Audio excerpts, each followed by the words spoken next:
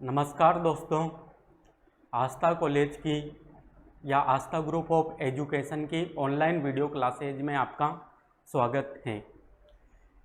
आज हम BSc final year का एक टॉपिक पढ़ेंगे जिसका नाम है HMP हेक्सोज मोनोफॉस्फेट पाथवे। इसके पहले हमने बहुत सारे वीडियो लेक्चर के दौरान कॉमन रेस्पायरेशन का जो कॉमन पाथवे था उसको डिस्कस किया था। हमने रेस्पायरेशन के जो पाथवे थे उनको दो भागों में बांटा था, एक तो कॉमन पाथवे, एक HMP पाथवे। और कॉमन पाथवे के अंतर्गत क्या क्या पढ़ लिया था हमने? कॉमन पाथवे के अंदर एक तो ग्लाइकोलाइसिस पढ़ लिया था। ग्लाइकोलाइसिस के बाद हमने लिंक रिएक्शन या पायरुविक एसिड से एसिटाइल कोएंजाइम का निर्माण किस प्रकार होता है उसका डिस्कस कर लिया था। उसके बाद हमने क्रेब्स साइकिल को डिस्कस किया था, जहां पर हमने विभिन्न अपचायक ऊर्जा का निर्माण किया था या रिड्यूसिंग जो पावर थी NADH2, FADH2 जैसी ऊर्जाएं थी उसका निर्माण किया था। फिर उनको इलेक्ट्रॉन ट्रांसपोर्ट चेन में दौड़ाया था, जिसके कारण क्या हुआ था? ATP का निर्माण हुआ था। और साथ ही हमने ATP के निर्माण को समझाने के लिए जो एक थ्योरी दी गई थी, केमी ऑस्मोटिक थ्योरी, उसको भी हमने डिस्कस कर लिया था। परंतु जो केमी ऑस्मोटिक जो थ्योरी थी उसमें हमारा एक पॉइंट रह गया था, क्योंकि केमी ऑस्मोटिक थ्योरी के दौरान हमने माइटोकॉन्ड्रिया में ATP के निर्माण को तो समझा दिया था, परंतु हमें ATP का निर्माण कहाँ पर भी समझाना था? हरित लवक के अंदर। और हरित लवक के अंदर ATP का निर्माण मतलब ATP के निर्माण को क्या कहा जाता है? उसे कहा जाता है फोटोफॉस्फोराइलेशन कहा जाता है। क्योंकि हरित लवक के अंदर जो ATP का जो निर्माण किया जाता है वह लाइट की उपस्थिति में किया जाता है या प्रकाश की उपस्थिति में किया जाता है। तो उस प्रकार का जो फॉस्फोराइलेशन हो रहा है तो उसे क्या कहेंगे हम? फोटोफॉस्फोराइलेशन कहते हैं। तो हरित लवक के अंदर किस प्रकार ATP बनती है तो उसको समझने से पहले हम थोड़ा बहुत हरित लवक की संरचना के बारे में डिस्कस करेंगे। तो हरित लवक की जो संरचना है उसमें क्या क्या होती है? एक तो सबसे आउटर मोस्ट मेम्ब्रेन होती है या आउटर लेयर, और एक होती है इनर लेयर, और दोनों के बीच में क्या होता है? पेरीप्लास्टिडियल स्पेस, पेरीप्लास्टिडियल स्पेस या परिलवकीय अवकाश। और इनर मेम्ब्रेन से घिरा हुआ ये जितना भी जो पोर्शन है इसे क्या कहते हैं? हम मैट्रिक्स कहते हैं या हरित लवक का मैट्रिक्स कहते हैं। माइटोकॉन्ड्रिया में भी मैट्रिक्स ही कहा जाता है, परंतु उसे माइटोकॉन्ड्रिया का मैट्रिक्स कह देते हैं। अब इस मैट्रिक्स के अंदर क्या उपस्थित होता है? सिक्के नुमा संरचनाएं उपस्थित होती हैं। इन सिक्के नुमा संरचनाओं को क्या कहा जाता है? इन सिक्के नुमा संरचनाओं को कहा जाता है थाइलेकोइड्स। और जो ये सिक्के नुमा संरचनाएं हैं ये आपस में एक दूसरे के ऊपर समूह के रूप में या ग्रुप के रूप में अरेंज होकर किसका निर्माण करती है? एक ढेरी नुमा संरचना का निर्माण करती है। और इस ढेरी नुमा संरचना को क्या कहा जाता है? इसे कहा जाता है ग्रेनम। और बहुत सारे ग्रेनम आपस में एक नलिका समान संरचना के द्वारा जुड़ी हुई रहती हैं। ऐसे ही इधर की जो ग्रेनम है और अन्य थाइलेकोइड या ग्रेनम से जुड़ी हुई होगी। तो इस प्रकार की जो सिक्के नुमा संरचनाओं का जो ये जाल है ये आपस में किससे जुड़ा हुआ रहता है? इंटर मेम्ब्रेनल थाइलेकोइड या इन्हें कहा जाता है फ्रेट चैनल, क्योंकि फ्रेट नामक वैज्ञानिक ने इसकी खोज की थी, इसी कारण इन्हें फ्रेट चैनल भी कहा जाता है। यह भी थाइलेकोइड के समान ही संरचना होती है और इस पूरी संरचनाओं को कहा जाता है ग्रेना। ग्रेना क्या है? ग्रेनम का बहुवचन रूप है। ग्रेना में क्या होंगे? बहुत सारे ग्रेनम होंगे और ग्रेनम के अंदर क्या होंगे? थाइलेकोइड होंगे, जो कि सिक्के नुमा संरचनाएं थी।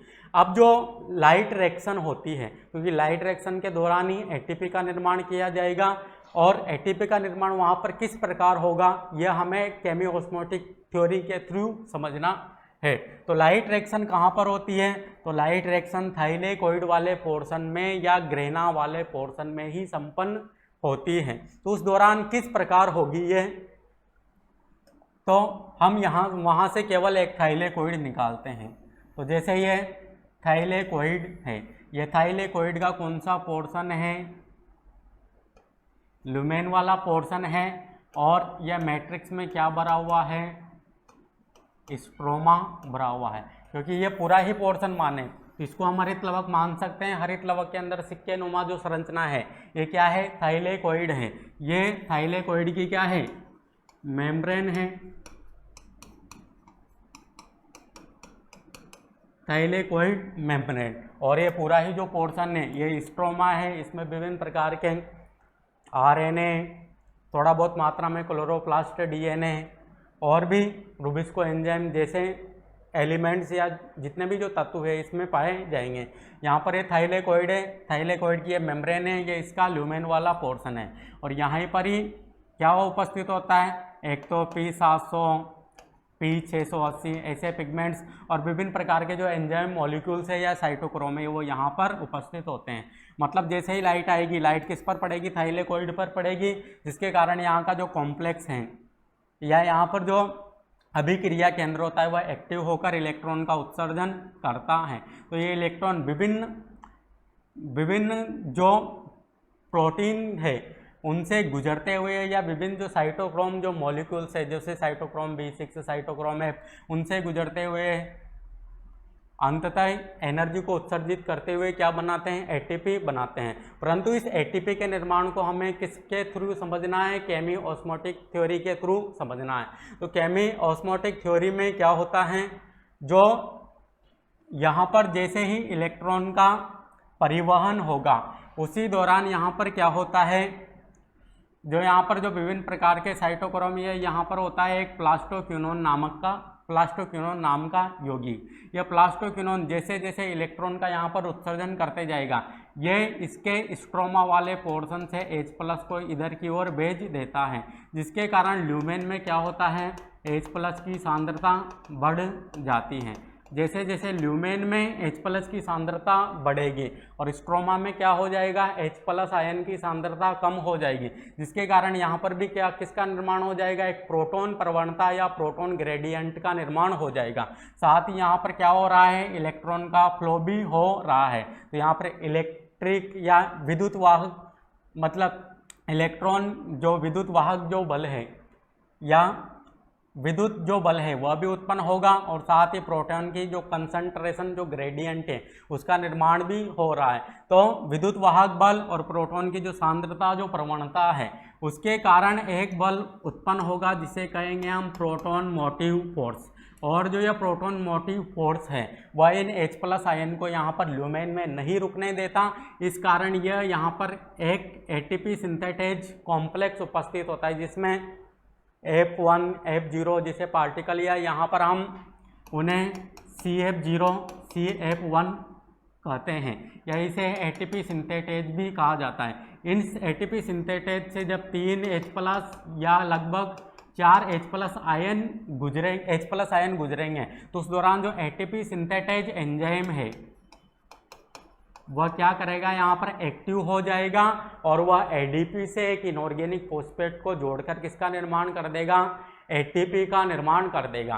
तो मतलब केमी ऑस्मोटिक जो थ्योरी थी उसमें एटीपी किस प्रकार बनते हैं, एटीपी के निर्माण के लिए किसका निर्माण करना पड़ेगा, H+ ग्रेडियंट या हाइड्रोजन जो आयन है उनकी सांद्रता प्रवणता का निर्माण करना होगा। और जो भी H+ ion ATP synthetase complex से गुजरेंगे या एटीपी सिंथेटेज एंजाइम जो है या जो प्रोटीन है इससे गुजरेंगे तब जाकर एटीपी सिंथेटेज एंजाइम एक्टिव होगा और वह एक्टिव होकर एडीपी से एक इनऑर्गेनिक फॉस्फेट को जोड़कर एटीपी का निर्माण कर दिया जाएगा। मतलब यहाँ पर हमने थाइलेकोइड के अंदर क्या देखा, जो H+ आयन है वह स्ट्रोमा से कहाँ पर आ रहे हैं, ल्यूमेन में आ रहे हैं। जबकि जो माइटोकॉन्ड्रिया के अंदर हमने थोड़ा सा उल्टा देखा था। माइटोकॉन्ड्रिया के अंदर क्या था, जैसे ये माइटोकॉन्ड्रिया था, माइटोकॉन्ड्रिया की जो इनर मेम्ब्रेन थी वह इनर मेम्ब्रेन पर जो विभिन्न प्रकार के जो प्रोटीन कॉम्प्लेक्स थे वह H+ आयन को कहाँ पर भेज रहे थे, इसकी जो मैट्रिक्स थी मैट्रिक्स से बाहर की ओर भेज रहे थे। मतलब लगभग 10 H+ आयन बाहर की ओर जा रहे थे।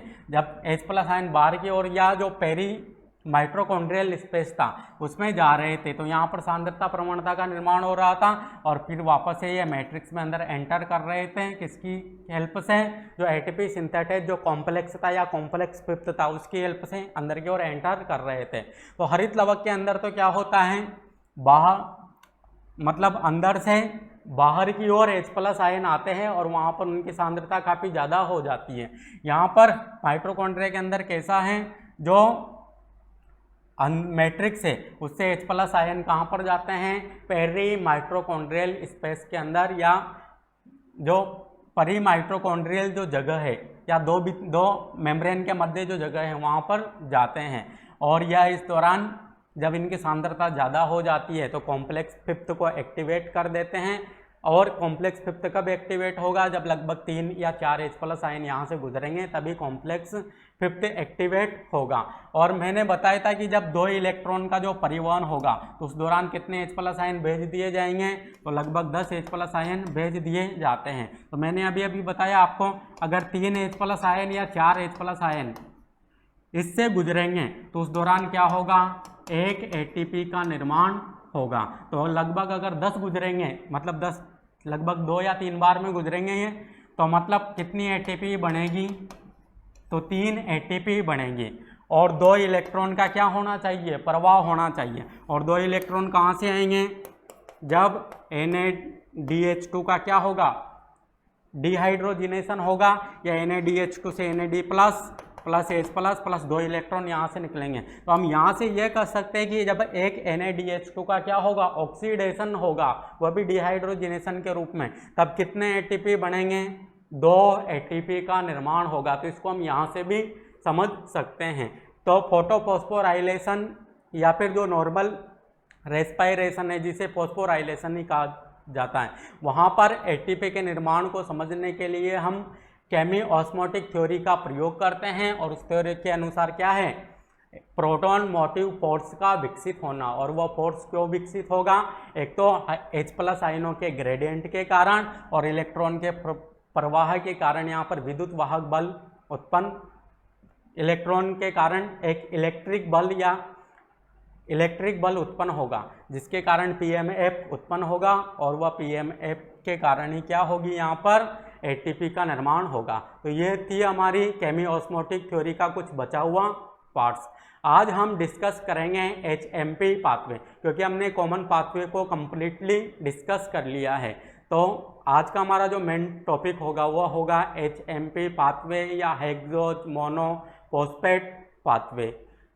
अब जो ये HMP पाथवे हैं, अब ये क्यों संपन्न होता है, जबकि हमने देखा जो नॉर्मल रेस्पायरेशन है ये कॉमन पाथवे हैं, इसके द्वारा हम क्या बना रहे हैं, ATP का निर्माण कर रहे हैं। तो HMP पाथवे की क्यों ज़रूरत पड़ गई, तो मतलब HMP पाथवे की ज़रूरत क्यों है, तो हमने जैसे कॉमन पाथवे हैं, कॉमन पाथवे में कौन कौन सी स्टेप है, ग्लाइकोलाइसिस है, क्रेब्स साइकिल है और इलेक्ट्रॉन चेन है। तो इनके जब विभिन्न इनहिबिटर द्वारा इनहिबिट कर दिया जाता है तो उस दौरान कॉमन पाथवे के द्वारा ATP का प्रोडक्शन नहीं हो सकता।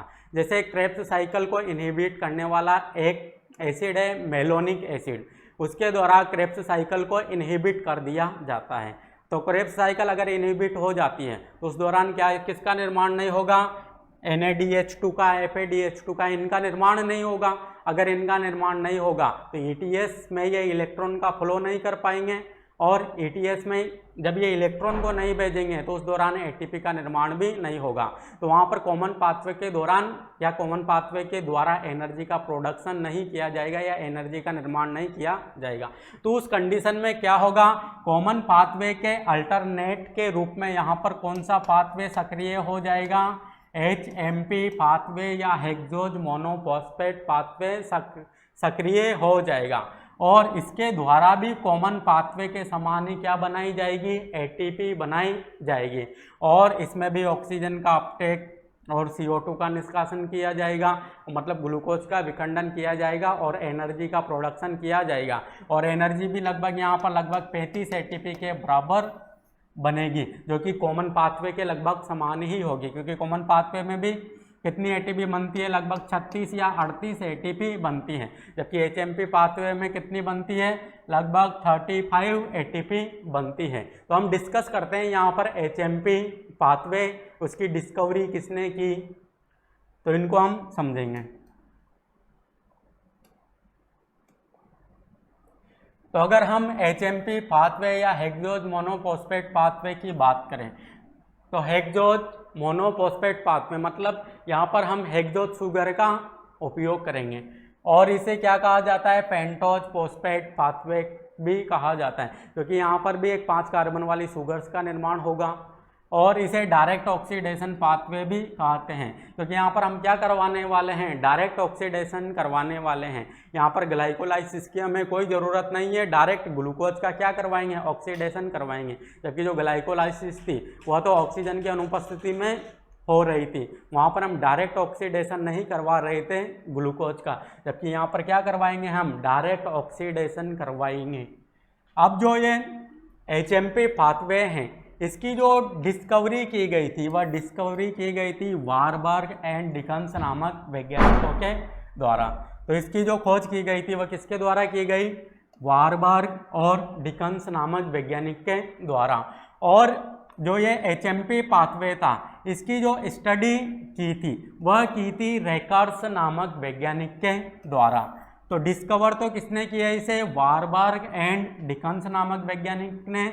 और इसकी जो स्टडी की थी किसी भी प्लांट में, इसकी स्टडी के दौरान क्या देखा, इसमें कौन कौन सी साइकिल्स या कौन कौन से जो स्टेप्स है या इंटरमीडिएटरी जो कंपाउंड्स है वो बन रहे हैं, तो स्टडी करने का जो श्रेय दिया जाता है वह दिया जाता है रैकर्स नामक साइंटिस्ट के द्वारा दिया जाता है। अब जो ये HMP पाथवे है ये होता कहाँ पर है, तो ये होता है कोशिका के कोशिका द्रव्य में या साइटोप्लाज्म में संपन्न होता है।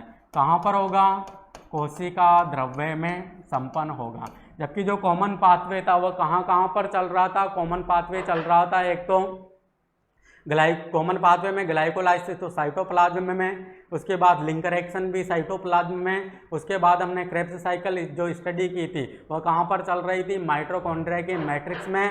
और फिर इलेक्ट्रॉन ट्रांसपोर्ट चेन वह कहाँ पर चल रही थी, वह माइटोकॉन्ड्रिया की, जबकि जो इलेक्ट्रॉन ट्रांसपोर्ट चेन थी वह कहाँ पर संपन्न हो रही थी, वह संपन्न हो रही थी माइटोकॉन्ड्रिया की इनर मेम्ब्रेन पर संपन्न हो रही थी। जबकि हम यहाँ पर HMP पाथवे की बात करें तो वह कहाँ पर संपन्न होता है, कोशिका के कोशिका द्रव्य में संपन्न होता है, किसी भी ऑर्गेनिल में संपन्न नहीं होता, ओनली कहाँ पर होगा, कोशिका द्रव्य में संपन्न होगा।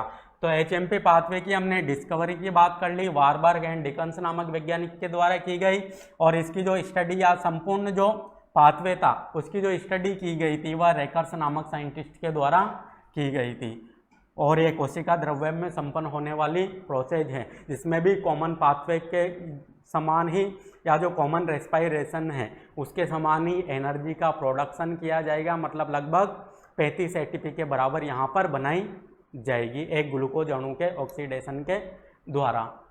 अब इसकी विभिन्न स्टेप्स को हम देखते हैं कि कौन कौन सी स्टेप्स इसमें इंक्लूडेड है। तो इन स्टेप्स की हम बात करते हैं।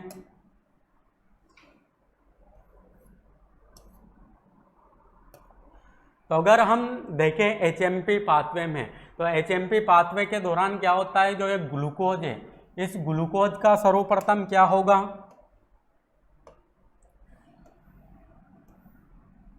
ग्लूकोज का हेक्सोकाइनेज एंजाइम की उपस्थिति में क्या होता है, यहाँ पर फॉस्फोराइलेशन होता है। मतलब एक ATP यहाँ पर क्या आएगा, काम आएगा। ATP से एक इनऑर्गेनिक फॉस्फेट किस पर जुड़ जाएगा, ग्लूकोज पर जुड़ जाएगा। उसकी कौन सी पोजीशन पर, 6वीं या 6ठी पोजीशन पर।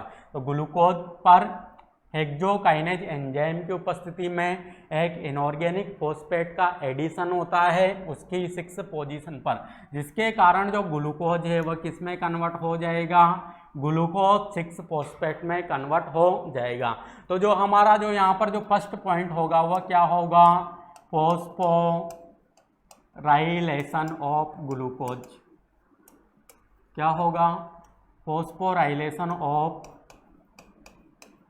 ग्लूकोज। तो सर्वप्रथम तो ग्लूकोज के फॉस्फोराइलेशन के द्वारा ग्लूकोज 6 फॉस्फेट का निर्माण होगा। और ये एंजाइम और ये जो रिएक्शन है वह किस एंजाइम की उपस्थिति में होगी, ये होगी हेक्सोकाइनेज एंजाइम की उपस्थिति में होगी।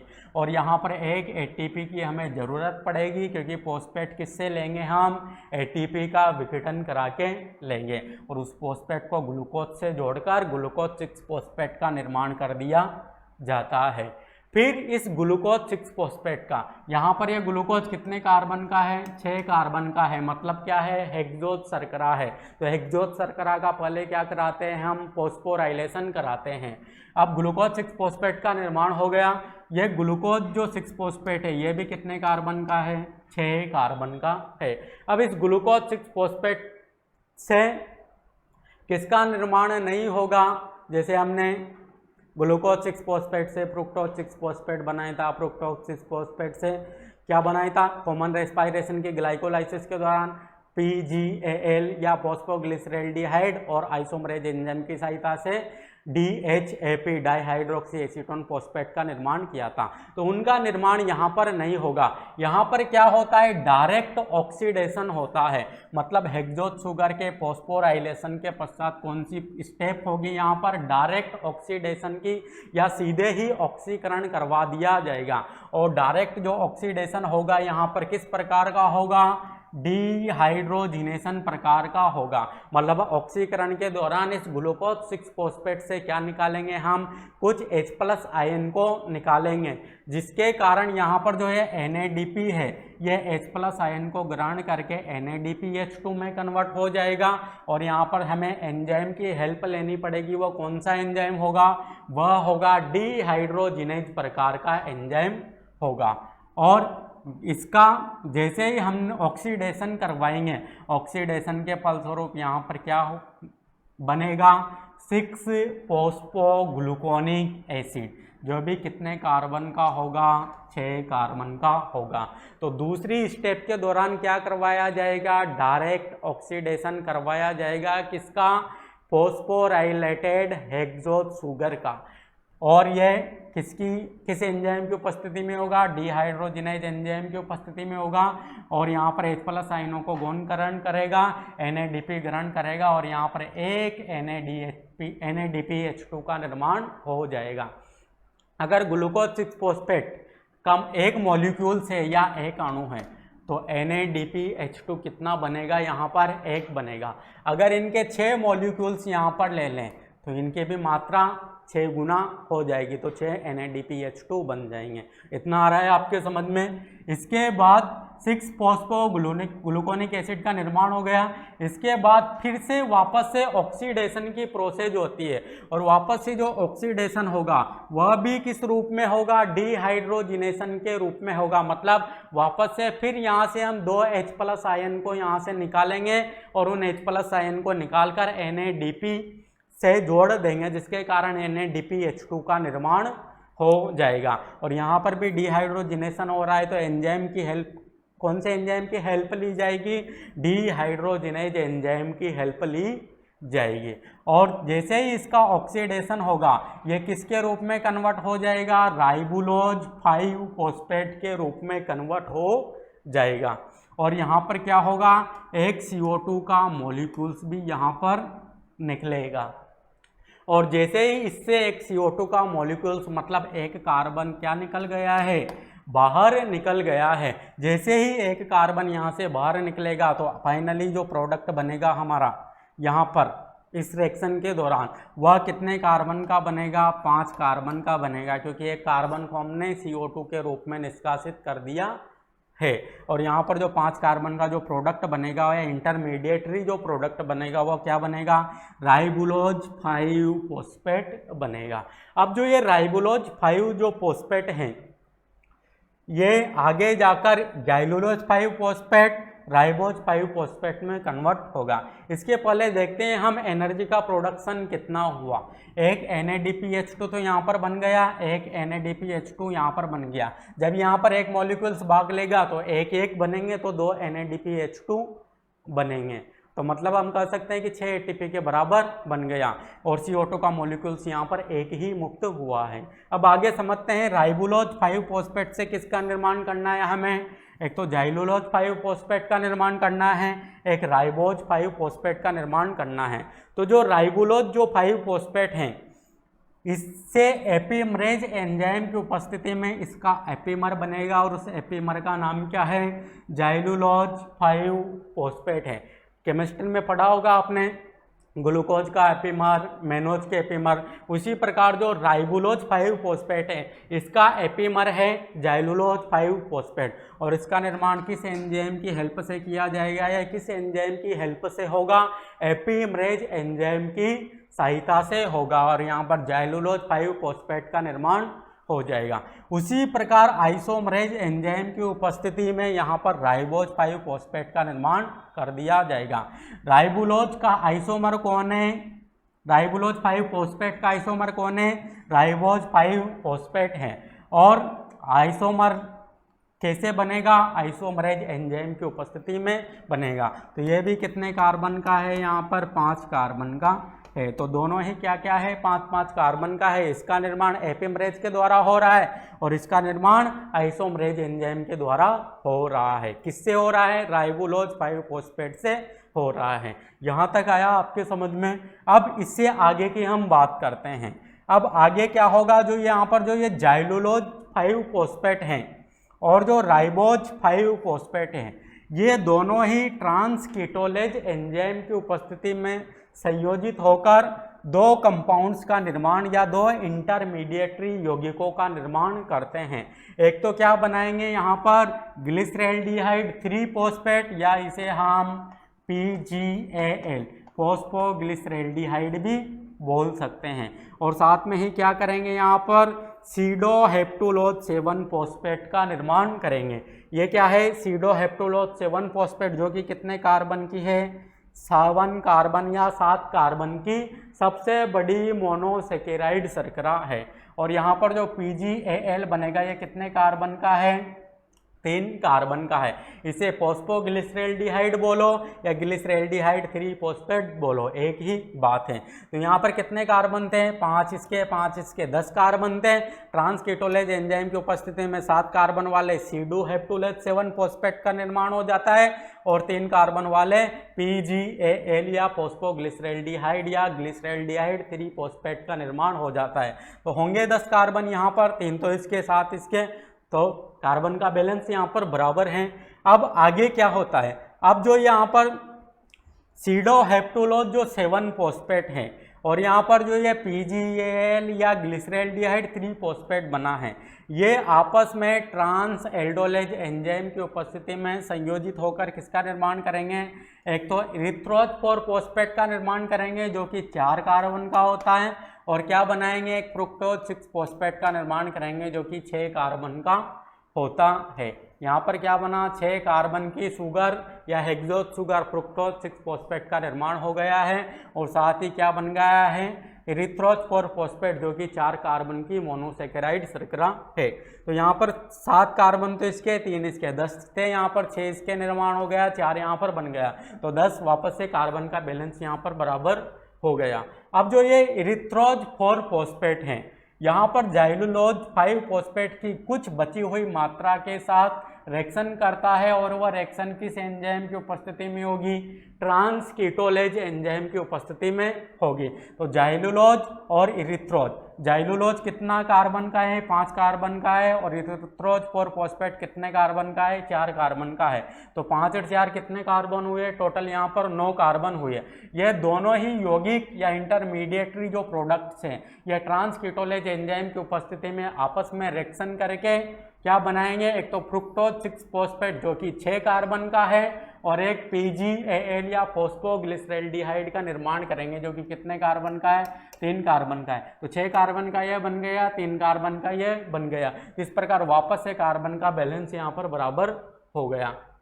अब जो ये PGAL यहाँ पर बना है, ये PGAL या तो कहाँ पर चला जाएगा, कॉमन पाथवे के अंदर चला जाएगा, क्योंकि ग्लाइकोलाइसिस के दौरान क्या बनता है, फॉस्फोग्लिसरैल्डिहाइड बनता है। तो ये साइकिल वहाँ से कनेक्ट है, मतलब कॉमन पाथवे या जो कॉमन रेस्पिरेशन है और जो HMP पाथवे है, ये कहाँ, इनमें कनेक्टिंग लिंक या संयोजक कड़ी का कौन काम करेगा, तो वहाँ पर संयोजक कड़ी के रूप में काम किया जाता है फॉस्फोग्लिसरैल्डिहाइड या ग्लिसरैल्डिहाइड 3 फॉस्फेट कनेक्टिंग लिंक का कार्य करता है। कहीं जगह बुक में क्रेब्स साइकिल भी लिखा हुआ है कि क्रेब्स साइकिल और जो एचएमपी पाथवे होता है उसके बीच में संयोजक कड़ी कौन है, तो संयोजक कड़ी है वहाँ पर फॉस्फोग्लिसरैल्डिहाइड यह, क्योंकि फॉस्फोग्लिसरैल्डिहाइड का निर्माण वहाँ पर भी क्रेब्स साइकिल के अंतर्गत तो देखने को नहीं मिलेगा, परंतु क्रेब्स साइकिल का जो इंटरमीडिएटरी जो प्रोडक्ट होता है, मतलब जो एसिटाइल कोएंजाइम है, एसिटाइल कोएंजाइम आगे जाकर किसमें कन्वर्ट होता है, ग्लिसरैल्डिहाइड 3 फॉस्फेट में, तो वहाँ से ये कनेक्टेड रहता है। तो ग्लाइकोलाइसिस से भी कनेक्टेड रहेगी एचएमपी पाथवे और क्रेब्स साइकिल से भी कनेक्टेड रहेगी। तो इस बात का आपको यहाँ पर ध्यान रखना है। अब यहाँ पर फ्रुक्टोज 6 फॉस्फेट का निर्माण कर लिया। यह फ्रुक्टोज जो 6 फॉस्फेट हैं ये वापस से आइसोमरेज एंजाइम की उपस्थिति में किस में कन्वर्ट हो जाएगा, ग्लूकोज 6 फॉस्फेट में कन्वर्ट हो जाएगा। और 6 फॉस्फेट है ये वापस से एक फॉस्फेट का रिमूव करके ग्लूकोज में कन्वर्ट हो जाता है। इस प्रकार एचएमपी पाथवे चलता है। फिर वापस से ये रिएक्शन स्टार्ट हो जाएगी, ग्लूकोज से ग्लूकोज 6 फॉस्फेट बनेगा, 6 फॉस्फोग्लूकोनिक एसिड बनेगा, एक CO2 को यहाँ से विमोचित किया जाएगा, राइबोलोज 5 फॉस्फेट बनेगा, फिर दोनों ही यौगिक बनेंगे। फिर इन दोनों से क्या बनेगा, सीडोहेप्टोलोज 7 फॉस्फेट, ग्लिसरैल्डिहाइड 3 फॉस्फेट का निर्माण होगा। ग्लिसरैल्डिहाइड 3 फॉस्फेट और इस जो सीडोहेप्टोलोज 7 फॉस्फेट है इससे वापस है इरिथ्रोज 4 फॉस्फेट और फ्रुक्टोज 6 फॉस्फेट का निर्माण होगा। इरिथ्रोज 4 फॉस्फेट जब जाइलुलोज 5 फॉस्फेट की बची हुई मात्रा से रिएक्ट करेगा तो यहाँ पर क्या बनेगा, एक तो PgAl बनेगा और साथ में क्या बनेगा, फ्रुक्टोज 6 फॉस्फेट का निर्माण होगा। फ्रुक्टोज 6 फॉस्फेट वापस से ग्लूकोज 6 फॉस्फेट में कन्वर्ट हो जाएगा। इस प्रकार यह रिएक्शन चलती रहेगी। तो अगर हम इसके एक चक्र की बात करें तो एक चक्र में क्या होता है, एक ही CO2 मॉलिक्यूल्स का यहाँ पर विमोचन होता है या एक ही CO2 का यहाँ पर निष्कासन होगा, मतलब ग्लूकोज के एक कार्बन का ऑक्सीडेशन होता है यहाँ पर, जबकि जो 5 कार्बन है ग्लूकोज के ये तो वापस से श्रृंखला में प्रवेश कर रहे हैं और वापस से किसका निर्माण कर रहे हैं, ग्लूकोज का या हेक्सोज, मतलब आपस में इंटरेक्शन करके या आपस में क्रिया करके ग्लूकोज को बना रहे हैं। तो यहाँ पर एक चक्र में एक ही CO2 का निष्कासन किया जा रहा है और एनर्जी कितनी बनाई जा रही है, यहाँ पर एक तो NADPH2 यहाँ पर बनेगा, एक NADPH2 यहाँ पर बनेगा। तो अगर एक CO2 रिलीज होगा तो कितना NADPH2 बनेगा, 2 NADPH2 बनेगा। परंतु अगर हमें ग्लूकोज के एक कंप्लीट मॉलिक्यूल्स का क्या करवाना हो, ऑक्सीडेशन करवाना है, और आप सभी को पता है ग्लूकोज जो होता है, ग्लूकोज में कितने कार्बन होते हैं, 6 कार्बन होते हैं। मतलब ग्लूकोज का कंप्लीट ऑक्सीडेशन कब होगा, जब ग्लूकोज से 6 CO2 अणु मुक्त होंगे। तो अगर हमें 6 CO2 अणु रिलीज करने होंगे तो इस साइकिल को कितनी बार चलाना पड़ेगा, 6 बार चलाना पड़ेगा। या फिर हम ऐसा कर सकते हैं, यहाँ पर ग्लूकोज के कितने मॉलिक्यूल्स ले लें, 6 अणु ले लें ग्लूकोज के, तो 6 अणु ले लें तो यहाँ पर 6 CO2 मुक्त हो जाएंगे, क्योंकि अगर एक अणु लेंगे तो ग्लूकोज का मतलब CO2 का एक अणु ही रिलीज होगा यहाँ पर, या एक का ग्लूकोज के कार्बन का ही क्या होगा, ऑक्सीकरण होगा। तो अगर हम यहाँ पर 6 ग्लूकोज के मॉलिक्यूल्स लेते हैं तो 6 CO2 मुक्त हो जाएंगे, मतलब ग्लूकोज के एक मॉलिक्यूल्स का यहाँ पर ऑक्सीडेशन हो जाएगा और बाकी के 5 मॉलिक्यूल्स वापस से यहाँ पर बन जाएंगे। तो अगर 6 CO2 मुक्त हो जाएंगे तो यहाँ पर जो NADPH2 बनेंगे वह कितने बनेंगे, अगर एक CO2 मुक्त हो रहा है तो एक से तो 2 NADPH2 बन रहे हैं, अगर 6 CO2 मुक्त होंगे तो उनसे क्या कितने बनेंगे, लगभग 12 NADPH2 का निर्माण हो जाएगा। और एक NADPH2 से कितने बनते हैं,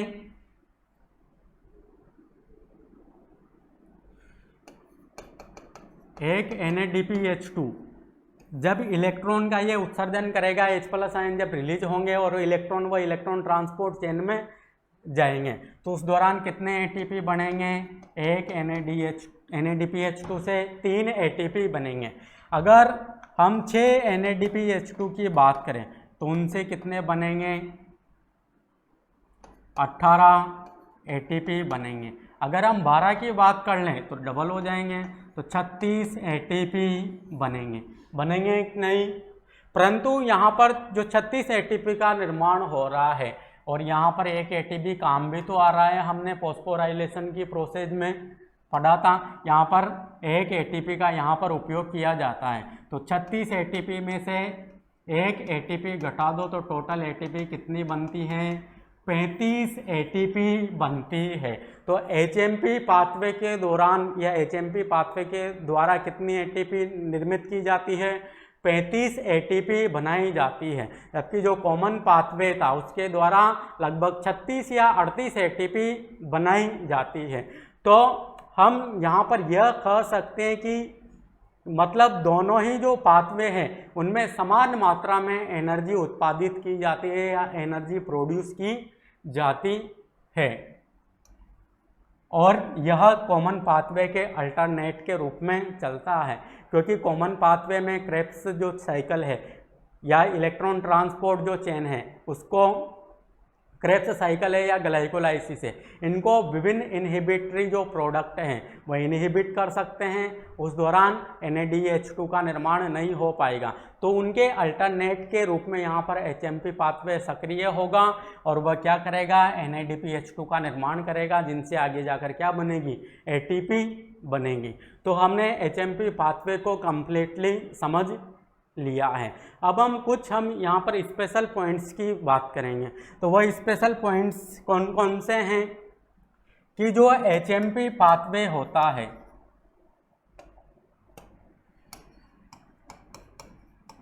कौन सा पाथवे? HMP pathway.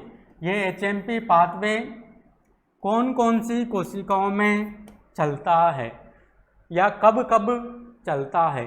तो जो कुछ वैज्ञानिक थे उन्होंने अपनी डिस्कवरी के दौरान देखा कि जो HMP पाथवे हैं ये जो पुरानी या जो जीर्ण कोशिकाएं हैं या जो परिपक्व कोशिकाएं हैं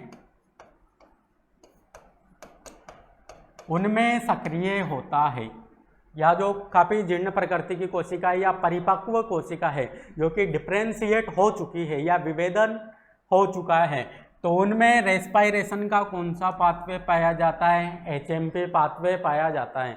जबकि जो युवा कोशिका होती है या अभी अभी बनी कोशिका होती है या जो विभज्योतक कोशिकाएं होती है उनमें रेस्पायरेशन का कौन सा पाथवे पाया जाता है? कॉमन पाथवे पाया जाता है। तो HMP पाथवे तो परिपक्व या जीर्ण कोशिकाओं में होगा, जबकि जो कॉमन पाथवे होगा वह विभज्योतिकी कोशिका या युवा कोशिकाओं में संपन्न होगा।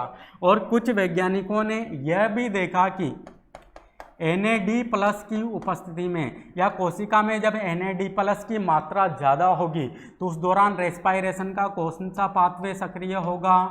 उस दौरान रेस्पायरेशन का कॉमन पाथवे संपन्न होगा। और जब कोशिका में क्या उपस्थित रहेगा? NADP+ की अगर मात्रा ज़्यादा रहेगी या NAD+ की मात्रा कम रहेगी और इसकी मात्रा ज़्यादा रहेगी तो उस दौरान जो रेस्पायरेशन का कौन सा पाथवे सक्रिय होगा? रेस्पायरेशन का यहाँ पर HMP पाथवे या हेक्सोज मोनोफॉस्फेट पाथवे सक्रिय होगा। HMP पाथवे को यहाँ पर तो हमने यहाँ पर HMP पाथवे को कम्प्लीटली डिस्कस कर लिया है, और जो हमारा जो रेस्पायरेशन वाला जो पोर्शन है यूनिट 3 का वह भी यहाँ पर कंप्लीट हो जाता है। अब हम इसका जो सेकंड पाथवे है, सेकंड पाथवे का नाम है एंजाइमोलॉजी। वहाँ पर हमें एंजाइम के बारे में देखना है, एंजाइम का ओवरऑल डिस्कस करना है, एंजाइम की विशेषता है, तो इनको हम अभी डिस्कस नहीं करेंगे। इसके बाद हम अगली यूनिट स्टार्ट करेंगे जिसका नाम है यूनिट 4। उसमें हम नाइट्रोजन मेटाबॉलिज्म और लिपिड मेटाबॉलिज्म के बारे में डिस्कस करेंगे। तो आज के लिए इतना ही काफ़ी है। Thank you.